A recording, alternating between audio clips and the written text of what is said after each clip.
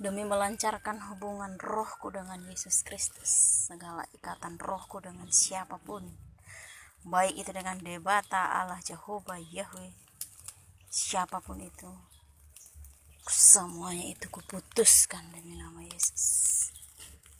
Demikian juga ulus ini, dulunya aku terima karena ketertipuanku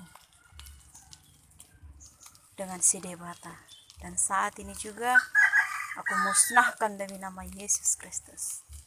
Sudah tidak ada lagi kuasanya. Sama seperti sampah ini aku bakar demi nama Yesus, tidak memiliki kuasa lagi.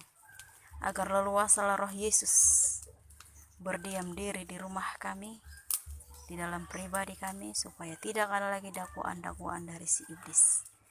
Terpuji nama Yesus, kekal sampai selama-lamanya. Nah, ini masih cantik guys, dibakar aja.